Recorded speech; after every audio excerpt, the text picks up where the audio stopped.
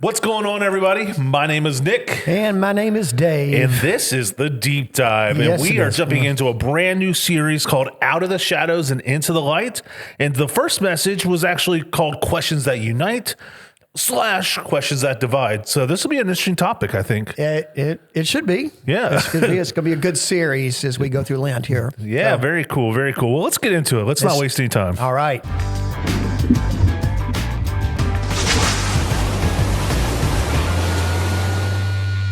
Well, Dave, what a cool time. It feels like it's spring outside. Spring training has started. So I'm hearing mitts and baseball bats on my timelines and stuff like that, which always makes me happy.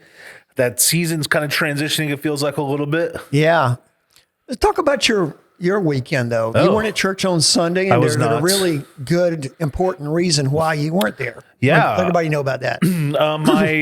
My mom got to come home from Nashville finally, so thank you guys for the consistent prayers. A lot of you have asked follow-up after the initial time, and we actually got to go get her this weekend. So yeah. I got the official word like Friday night. It's like, you can come get me. And so Sunday, me and my wife, Rachel, we drove up and packed up as much of her stuff as we could that day and brought that down. And then I stayed and got my mom packed up the rest of the way, and she's home now. So I'm excited about that. So if you're listening to this and don't know, Nick's mom had a transplant surgery up at Vanderbilt Hospital. Transplant. And it's done real well, made a recovery. And so this is the next step. So good for her, good for you. Yep. And, we're happy to have her back. We missed her for the major holidays and stuff like that we had, but it's good. It's good to have her back, and she's right around the corner. So we're excited about that. Well, that's awesome. Yeah, that's awesome. So, well, Dave, I didn't really get a chance to jump really to hear much of the sermon. So tell me real quick about the sermon. Maybe give me a recap, and then we'll deep dive it. Yeah, just very quickly. We moved in this season of Lent, and I think as we've been stressing each week as we've been talking about this year, I'm really trying to stay preaching the lectionary, which are some assigned text for each Sunday of the year this year. And so this kind of led us into this, but we were putting it together as a worship team and with some friends of mine who are also preachers. We realized there's some series that we can put together. And so a lot of the texts have to do with these stories in the Bible, particularly in the New Testament, of people that are in the dark and they move into the light. For example, in a few weeks, we'll talk about the blind man who was blind and then he could see. And then, so we'll unpack that when we get to it. But that is not the case in this first story. This is sort of the opposite. This is sort of going from the light into the darkness. And it is a story of Adam and Eve and the serpent in the garden, and sometimes what we call the fall of humanity. Yep. And so that was the sermon on Sunday, and I titled it "Questions That Divide, Questions That Unite," because here in these conversations we hear the first two questions that are ever written in the Bible. And so we'll get to that in a second. But just to talk about, Adam and Eve, pretty familiar story, right? Yeah. Almost like cartoonish at times. Their song. You hear about it all the time. I mean, yeah. Like the very first thing you learn in Sunday school for children is this story, obviously. Right, even like in songs, I've known Bruce Springsteen. I'm thinking about what is that Pink Cadillac? Eve tempted Adam with the apple. I'm not going for that. I mean, it's just part of sort of our culture. People know what you're talking about Adam and Eve. But yet, do we really know the story? Right. And probably more importantly, have we really thought about what the implications of the story, what's in it, what's not in it, what's said, what is just implied? Because we sort of look at things backwards lots of times. And we bring in our own presuppositions into a story. And so I really, as I was preaching this, was trying to get into the text, what it actually said and what we can surmise from that. We sang a song on Sunday, which it's a beautiful song to begin with, but it's Good Father. Those first lyrics are, I've heard 1,000 stories of what they think you're like, but I've heard the tender whisper of love in the dead of night. And so there's lots of things we have heard 1,000 stories, and we made our own presuppositions of how God is and how God works, and and all of that. And so I think as we approach the story of Adam and Eve in the garden, there's a few things that I am assuming, and I just think you need to know it that goes into the interpretation. And the first of all is this is an origin story. This is a Hebrew origin story that we know is passed down through oral tradition. So it's stories that, God's Spirit still working in it, still, Holy Spirit breathed. But yet it was stories they would tell like around the campfire and to explain why things were the way they were and how they came to be. So this is not an historic event. And if that upsets people, most modern scholarship, most people, it is the Adam and Eve are representative. The story is representative. It's teaching us how God is like and how things came to be. So particularly in this story, there's a lot of it. I'm going to use a 16-letter word, or you could call it a $10 word, and that is anthropomorphizing. And so, you know what that means? Anthropomizing. Anthropomorphic or anthropomorphize. And that's when, we take human attributes and we cast them on like animals. We do that all the time with our cats and dogs now. We just assume that, they're cats and dogs. There's a certain amount they know, but, we anthropomorphizing things. And we also sometimes do that with God. We put human characteristics on God. It should be the other way around. That's a good point. God created us. We didn't create God. Yeah. But yet we'll assume God is like us. So there's both of those things are happening in this story. For example, we have a talking snake, which we'll get to in a second, talking serpent. And we also have God, and particularly in this story, as you get it quickly even in the Old Testament, you see this sort of evolution of the understanding of who God is and who God works. And so we end up with words like God is omniscient, God is omnipresent, He's ever present, omniscient, all knowing, all that stuff. This God in this story is not like that. Yeah. This God is another character. He is walking around the garden with Adam and Eve. At one point in the story, we'll get to, he seems to not even know where they are. And so it's a long way away from this God that we worship and which we've learned over years and understanding and all of that experience that, is ever present. It's a different image of God. And then we have a talking snake who we often refer to as what? What do we say the snake is? The devil, Satan. Devil. It's really, read it. It really doesn't say that. He is a serpent. It's another one of God's creations. Yeah. And actually, when they're expelled from the garden, some things happen to the snake as well. Made to, crawl around on his belly, that sort of stuff. And so this isn't really the origin of Satan. This is, he does some Satan-like stuff for sure. Yeah. But so do we when we break God's law.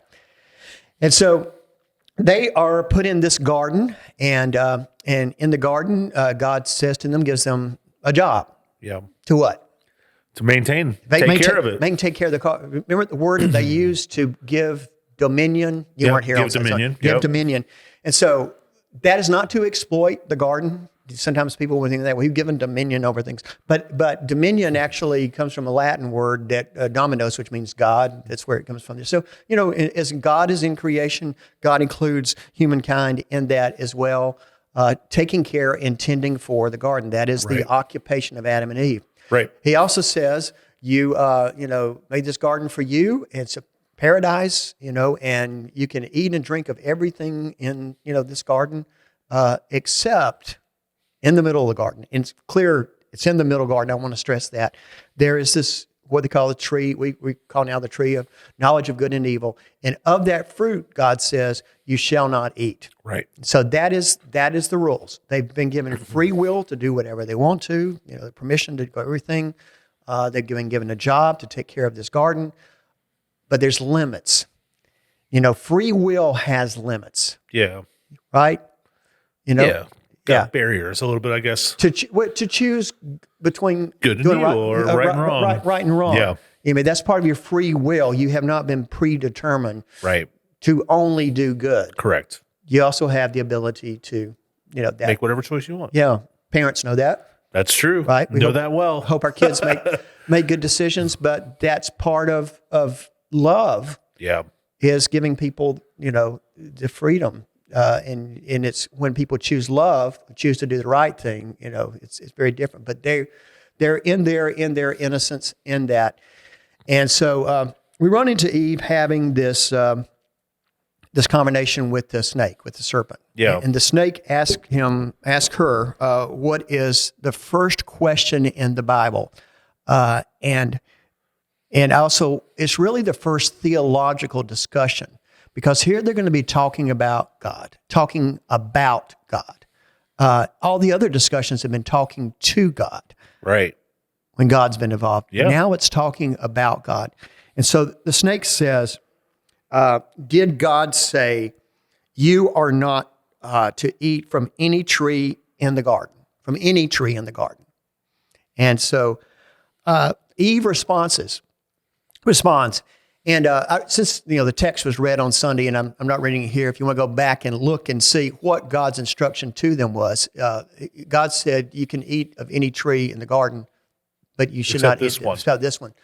So Eve says that in her defense, oh yes, we can eat of any tree in the garden, but of this tree we're not supposed to eat, or we're not even supposed to touch, or we will die.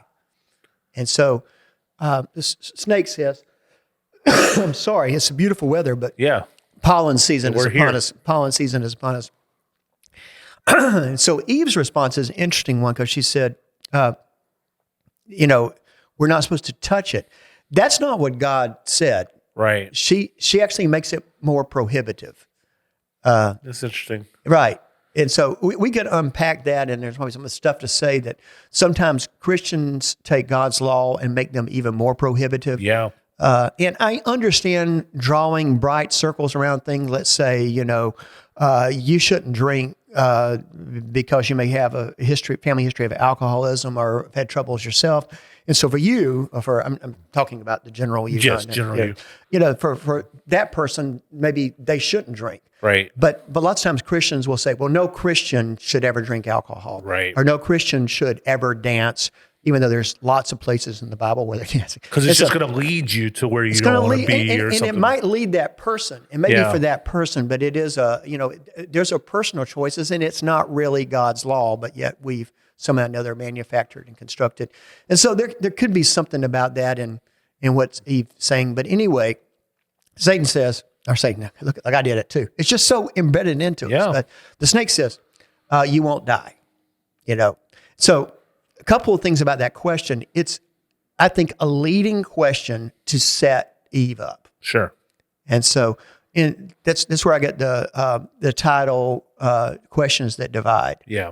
Right? So sometimes we have that, right? We have people ask us the questions, and the answer that they're looking for is leading us to, a divisive or divisive place, right?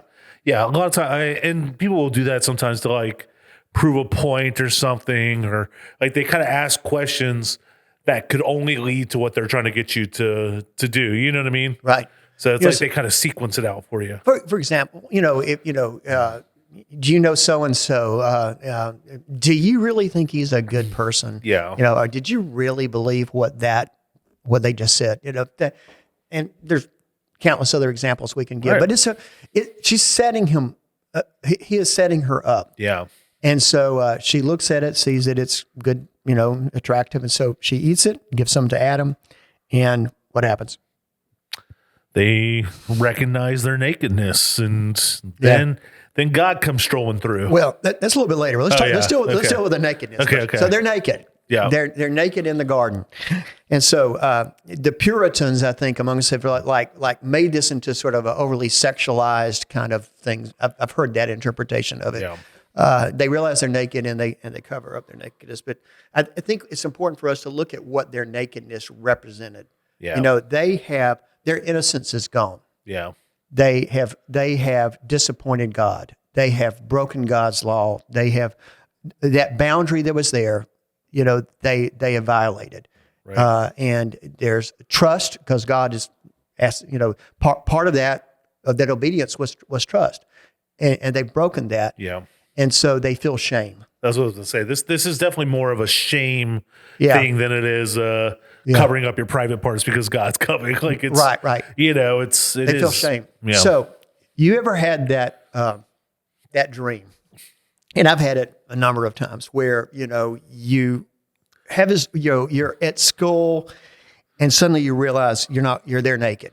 You're out in public somewhere, just anywhere in public. But Yeah. for me, I remember having it back in high school where I would be like at school when I was something and realize I had forgot to wear my pants or something. Yeah, I'm sure I have. I don't recall oh, it was definitely this, but yeah, I feel like that's one of those common dreams. It's one of those you're that or everybody else around you is naked, something that makes you feel excluded for sure. Right. And so what psychologists, sociologists, and people study those kinds of things tell us, it's an indication of us feeling insecurity or shame that we're feeling.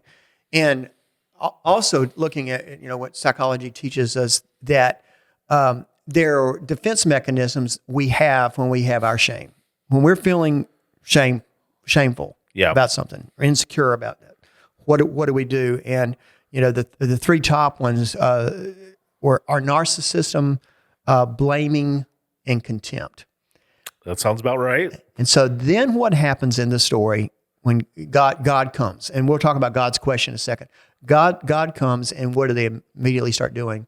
That woman made me do it. Right. Yeah. No, it was a snake. Yeah. You made the snake. In fact, God, it's really kind of why did you even put it here? It's really kind of your fault, God. Yeah. And so, you see this narcissistic kind of putting themselves there in the center, making themselves the victim, kind of contempt for the other.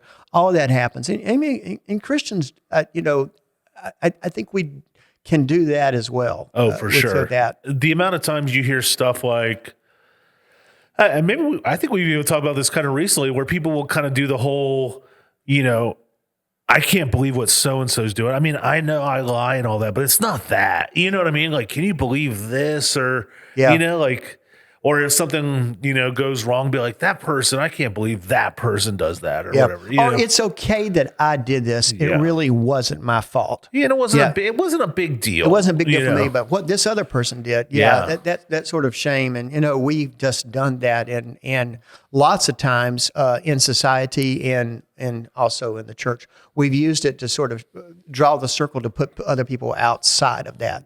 That's the bad person, really. Right. And lots of times things like gender and ethnicity and sexuality and those kinds of things have been attributed to that. No, that's bad. And if we really stop and sort of unpack it, we can realize that the root of a lot of that and the bitterness that we might have about that goes back to some own insecurities and shame that we might feel about something. Yeah. So that's what's dealing with. But let's go back to this question that the second question in the Bible. They're out there and they're hiding themselves from God. Yep. Because they're ashamed. Yeah.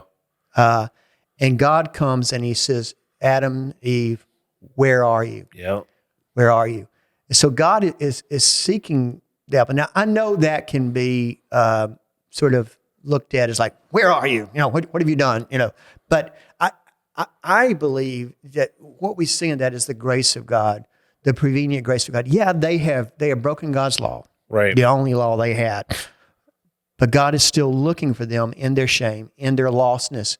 God still comes seeking us, and that to me is a beautiful picture of what we call grace. Mm-hmm. This God that's looking for us and searching for us, even in our brokenness and our lostness. And so, it's a beautiful, beautiful picture to me. Yeah. I guess I've always viewed God not necessarily as like a harsh parent, but it's kind of like he knew something happened. I think about it even in my parenthood, sometimes when it's a little too quiet or something just feels a little bit off, there's that intuition of something's happening. Where are you guys? Do you know what I mean? And in our humanness, there may be some anger or disappointment that's in that. Yeah. I mean, looking at God and his, abundant love. I mean, I did think it's out of concern. Yeah. Where are you? Are you safe? Right. Now, are there consequences? Yeah. Sure. There's consequences because their innocence is gone. Right. I mean, they can't ever get that back again. The beginning, which is Genesis, is always gone. They're moving on to something else. This Genesis story, because it could never go back to the way that it was before. Right. And that's what we call it, the fall of humanity. But there's good news, because that isn't the end of the book. That's right. It's not the end of the book. It keeps going. It keeps going.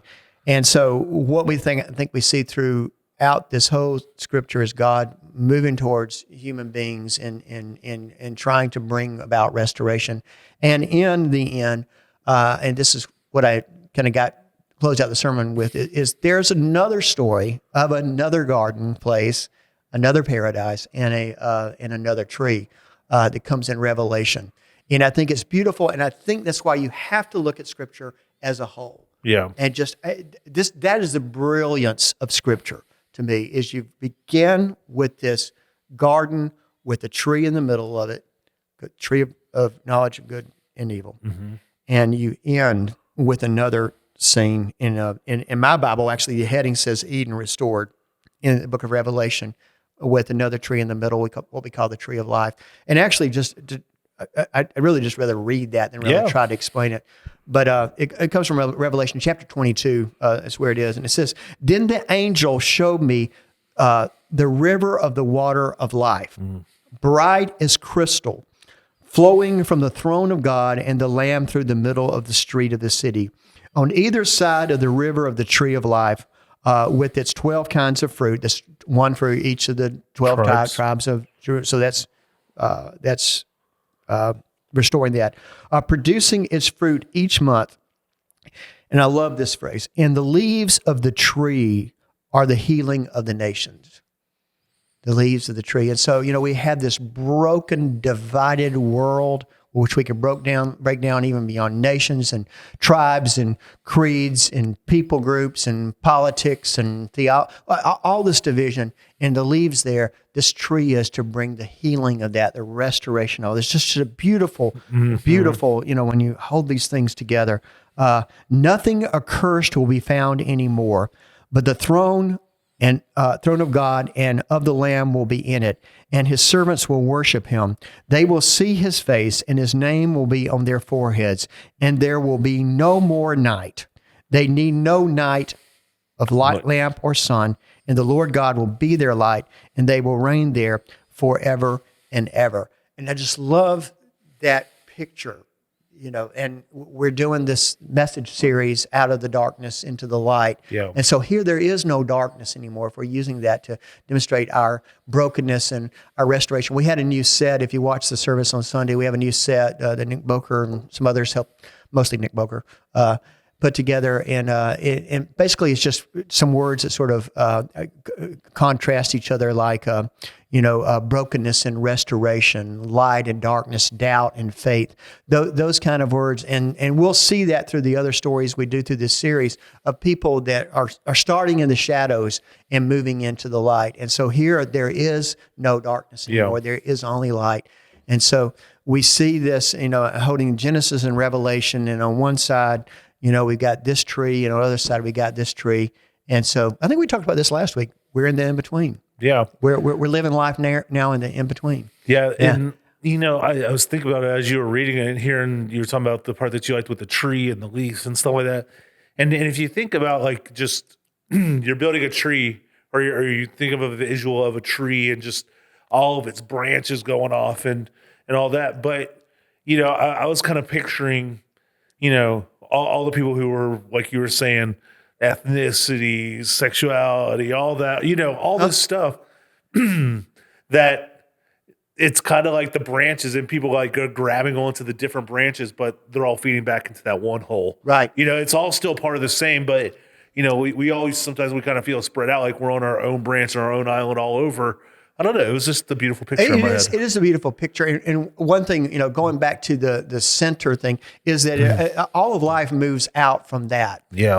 Like in that garden, in the original garden, all of life flew out of that thing. And it came together between this permissive free will and this vocation of what we're supposed to do, take care of things, that overlap. And so where it overlaps there in the middle, where you have this tree, it's there with the leaves for the healing of the nations. And what you got earlier in Revelation, it talks about every nation, every tongue, every tribe, every creed, all that. So all of that, God's restoration of all things, putting things back together, this beautiful promise that we have that we're working towards. Right.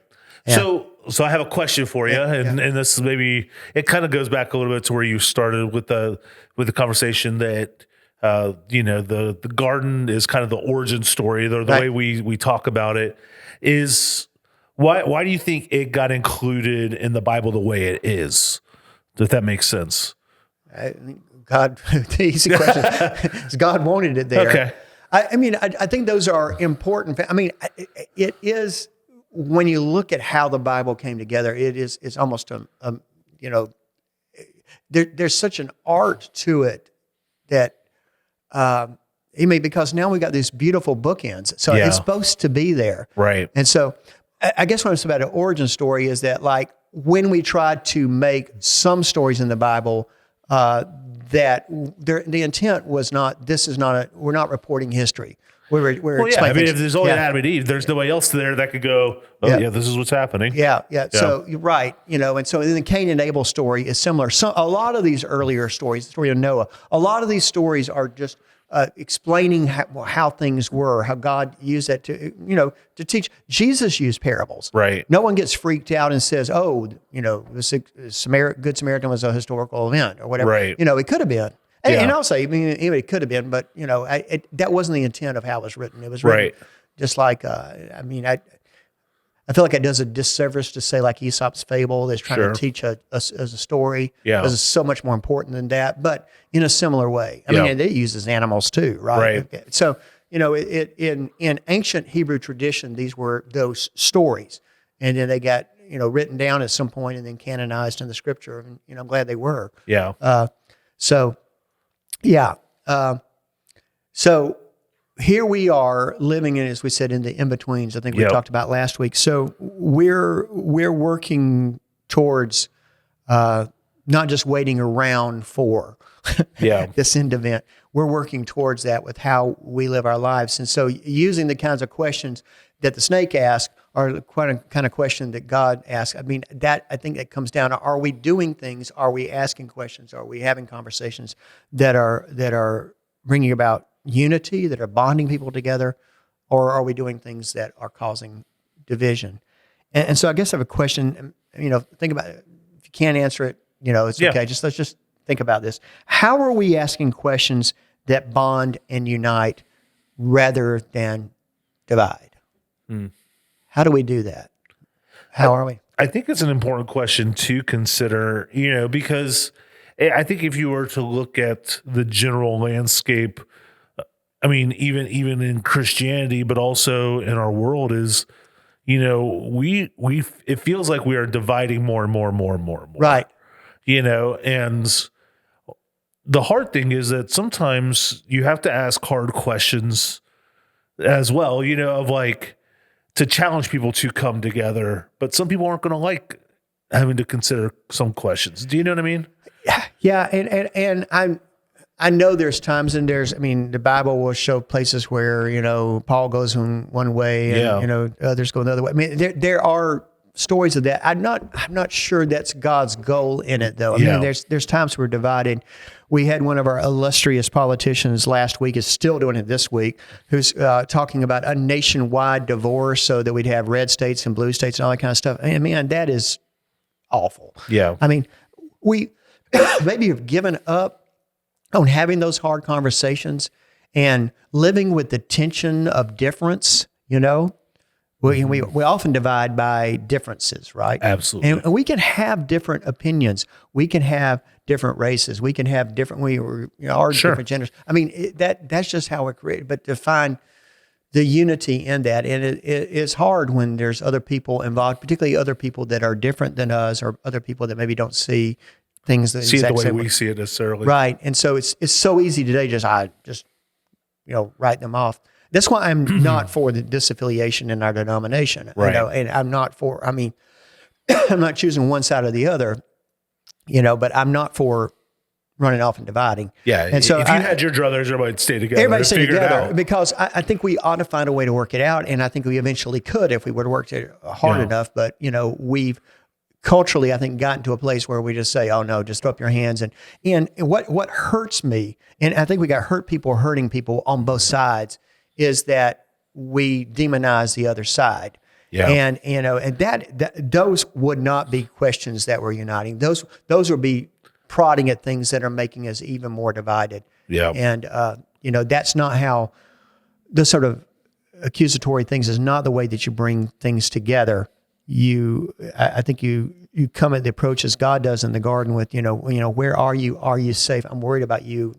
I love you, and so, I think in general, it is easier to divide than it is to unite. Right. I think the work of uniting is critically important, but I do think it's easier to go, oh, well, Dave doesn't agree with me. I'll just go find somebody else who will. Right. You know what I mean? As opposed to trying to find that space of like, okay, maybe we don't 100%, but we can meet here, and I think when it comes to and even in, I'm sorry to interrupt, No, but even in the dividing, because maybe there's a marriage that just isn't working some healthy out. division, but there's a healthy way of dividing too, and it's not demonizing the other person. Right. And what I see too much of is that, this other person is on this other team, on this other tribe, and therefore there's nothing good about them whatsoever. Yeah. It's an existential threat to my life that person even exists, and that does not honor God. Yeah, and it does make you wonder, because sometimes it's about the lens of what you're looking at it through. It's like, am I looking at this solution, or am I looking at this problem as a way to find a solution, or am I looking at it as a way to get my point across, or you know what I mean? And going, okay, well, if I'm going for my point, let's just move this here. Or, do you know what I mean? Like, I think there's definitely some of that there. Yeah. Well, anyway, I'm looking at the clock over here. We probably talked long enough about this. It's about time to wrap up. And, there's a lot of cool things when you study the Bible, and even considering some of the questions that might come up from what we talked about. We love to continue the conversation. I think Genesis, the early parts of Genesis have a lot of things for us to talk through. But this idea of coming from darkness into light, I think is so cool, especially in this season, because, it kind of feels like we hit that darkest point, and then Easter comes. You know what I mean? Like, lightness takes it over. And when we're talking about dark and light, when things are lit, darkness doesn't exist. So, it's going to be cool. I'm excited to go through this time in the church and consider all these things. Yeah. I think this is going to be a good Lenten season. Yeah. And I'm really looking forward towards Easter, but I'm looking forward to the journey to get there. Absolutely. I think, I'm looking personally for my own spiritual growth, and just looking and hoping and praying for that in our congregation. Church-wide, for sure. Yeah. For sure. Well, we hope you're still going good on whatever you decide to do for Lent, whether that's adding something, taking away something, starting a practice, whatever. Hope it's going well. And if not, it's okay. Keep trying, keep that practice up. But we are in a journey going through this time, and we ask that you just take some time to consider this time. What does Lent mean to you? What could it mean to our spirituality? And find places to grow, hopefully through these podcasts, through the messages, through the classes and stuff, that we have opportunities to do that. But even personally, if you're at home and you're doing a little devotional yourself, what are some ways to grow and think, it's just that little challenge to pull out that here at the end. But a lot of good things to consider. Where are we going next week? What's it's a great story. Okay. It's a great story. It's Nicodemus, who was a Pharisee, and he listened to Jesus, kind of, watching him and listening to him, and wanted to learn more. He was a seeker. So he goes to see Jesus in the shadow, in the darkness. And it's a great conversation. I will say also next week's going to be a surprise. We're not going to say what it is yet. I'm not exactly sure how we're going to do next week, because we're going to be in two different locations. For the podcast. For the podcast. But I think we'll come up with something cool for next week. So be looking for that. And this Sunday's good. We got drama this week. And so our drama team's been doing a super job. And looking forward to that. So, it'll be good. Well, thank you guys so much for being here and watching. And you have anything else to add last minute? No. All right. Well, thank you guys for watching. We'll catch you next time. All right. God bless.